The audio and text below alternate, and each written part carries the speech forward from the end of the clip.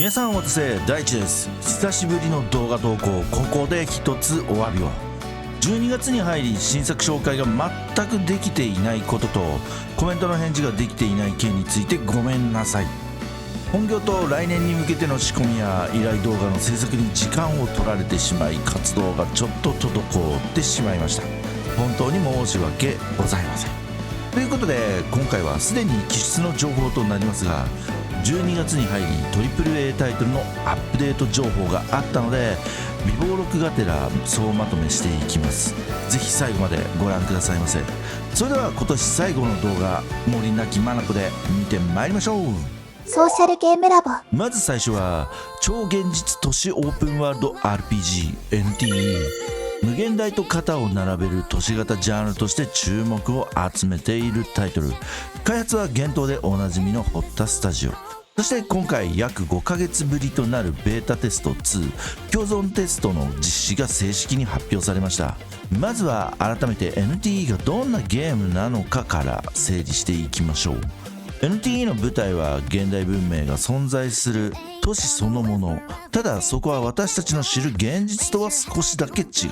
街の至るところに異常現象が発生し、人々の世界と異能、そして不可解な出来事が同時に存在している。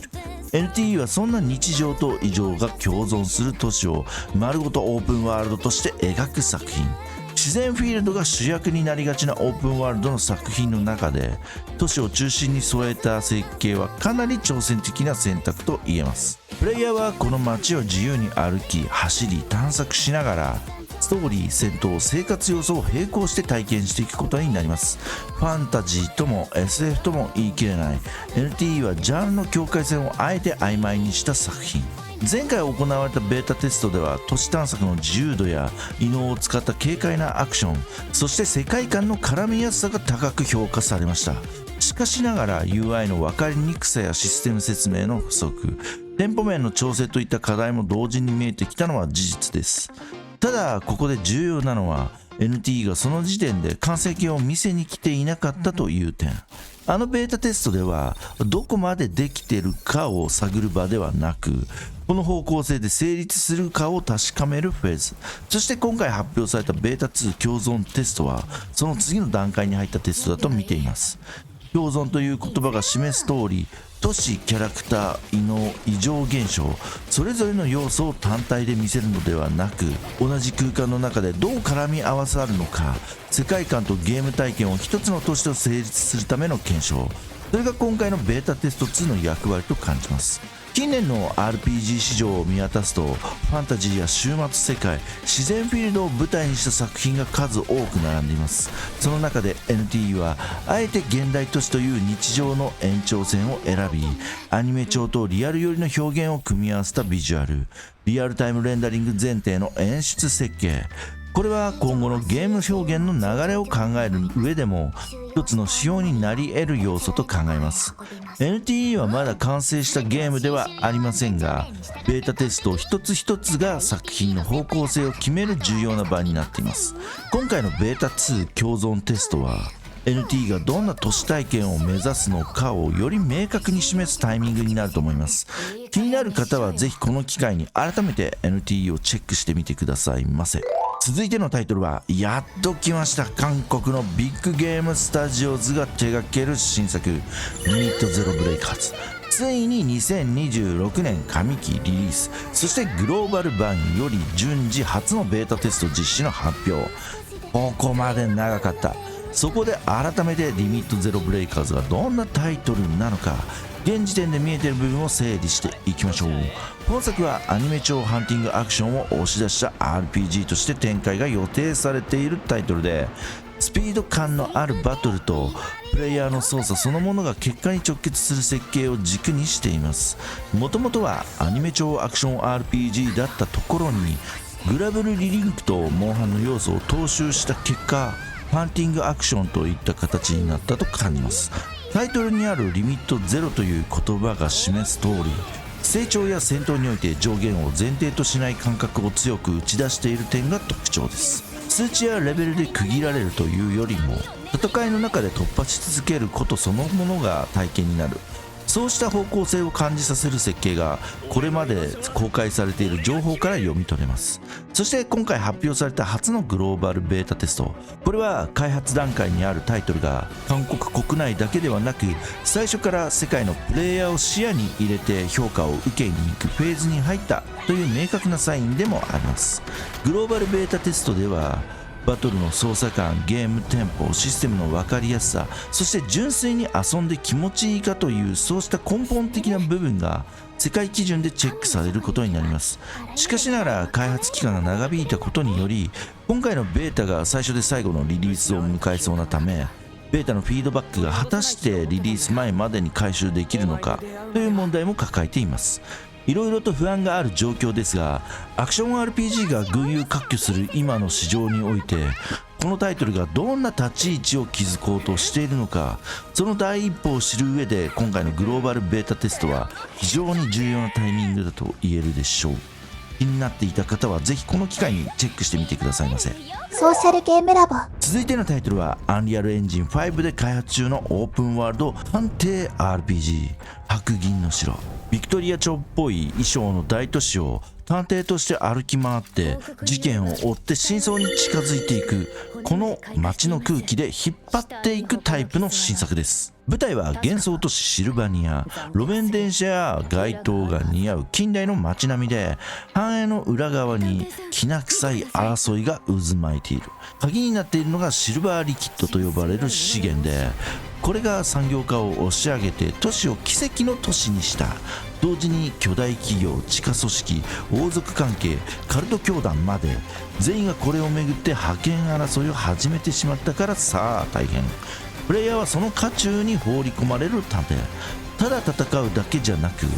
街の探索や犯罪現象を調査して手がかりを拾っていく流れが強く押されています。今時珍しい泥臭さやハードボイルド感漂う探偵もの。映像でも通行人を調べたり、人混みに紛れた異形を見つけたり、街そのものがゲームプレイになっている感じが伝わってきます。戦闘はアクション寄りの手触りを狙っているタイプ。リアルタイムでキャラを切り替えてスキルをつないで QTE コンボで畳みかける。要は操作して気持ちいいを前提にキャラの見せ場をテンポよく回していく設計ですね。クローズドベータテスト同一率テストの参加者募集が始まっていて、まずはここで街の密度とか探索がどれくらい作業じゃなく体験になっているのか、方向性は合っているのか、そしてボス戦を含む戦闘の手応えがどこまで来ているか、ここが最初の評価軸になりそうです。気になった人は公式が出しているトレーラーと実機プレイ映像をぜひご覧くださいませ。ここまでが現在発表のあった内容をまとめた感じです。そして来年は今回紹介したタイトル以外にも注目度の高いタイトルの動きがあります。一つ目はみんなが期待している都市型 RPG 無限大アナンダ。少々ネガティブな発信が出てきている一方で、それでも2026年リリース予定という情報が共有されており、本国では非公開テストの実施も予定されている段階にあります。現点で出回っている不穏な話題についてはいずれも公式に確認されたものではなく、レッド上で語られている噂話程度にとどまっています。ただこうした投稿が注目されている背景には、長期開発タイトルであることや、これまで公開されてきた情報が慎重だったこともあり、実際の完成形がまだ見えにくいというユーザー側の不安が重なっている側面もありそうです。都市型オープンワールド RPG というコンセプト自体への期待値は依然として高く、非公開テストを通じてゲームプレイの実像が見えてくるかどうか、ここの評価を大きく左右するポイントになりそうです。少なくとも現段階では一般的な結論を出せるだけの確定情報はなく、まずはテスト内容や公式発信を冷静に待つフェーズという位置づけが妥当だと考えられます。もう一つはアズールプロメディア。つい先日日本国内ではヨースターが共同パブリッシングを担当することも発表され、本格的な国内展開に向けた体制が整いつつあります。ヨースターはこれまで長期運営を前提としたタイトルを日本市場で安定して展開してきた実績があり、ローカライズや運営判断の面でも日本向けに一度フィルターをかけてくれる存在として安心感を持たれやすいパブリッシャーです。すでにイベントでの私有展示やプレイ映像も公開されており、世界観や操作感の一端は見え始めている段階。一方でリリース時期はまだ明らかになっておらず、今後の続報が待たされる状況です。なお近年話題に上がりやすいネットイス系タイトルと比べると、ヨースターが関わる作品は情報整理や日本向けの見せ方が比較的に丁寧という印象を持たれやすいのも事実。ファンタジー、探索、キャラクター重視の RPG が気になる人は今のうちからチェックしておきたい一本ですね。そして3つ目は、すでにリリース日が確定し、つい先日ベータテストが終了したアークナイツエンドフィールド。セミオープンワールド探索と拠点工場建設、そしてアクション寄りの戦闘を組み合わせた構成が特徴。従来のタワーディフェンスとは異なる体験を目指していることがテストプレイや公開情報からもはっきりとしてきています。直近のテストでは工場ライン設計や資源管理といった要素の比重が高く、プレイヤーごとに拠点の形が変わる点が大きな魅力と語られています。シリーズファンはもちろん、建設生産系の要素が好きな人にとっても今後の続報を追っておきたい一本ですね。そして本タイトルについては公式クリエイターとして活動していて、来年1月22日まで定期的にショート動画を投稿予定なので、ぜひそちらもご覧くださいませ。ここまでが来年大きな動きのあるタイトルをまとめました。当然この他にも望月やドラゴンソード、OJ 妖世界、ホヨバースの新作3本、バルサプラ、崩壊ネクサスアニマ、プチプラネットなどなど、2026年も目が離せないですね。ソーシャルゲームラボ。はい、今回は気質の情報を踏まえつつババッと紹介してまいりましたが、いかがでしょうか。視聴者さんへなんとか今年もこうしてまとめ動画をお届けできたので、まずは一つホッとしています。どのタイトルもまだまだ開発途中で確定していない部分や今後変わる可能性のある要素は多いですが、だからこそ今どんな段階にあるのかを一緒に整理できたらという意図でまとめました。来年に向けてここから一気に情報が出てくるタイトルもあれば、少し時間をかけて形になっていく作品もあると思います。また動きがあり次第最速かつ落ち着いてでも分かりやすく追っていきますので、気になるタイトルがあればぜひ引き続きチェックしてみてください。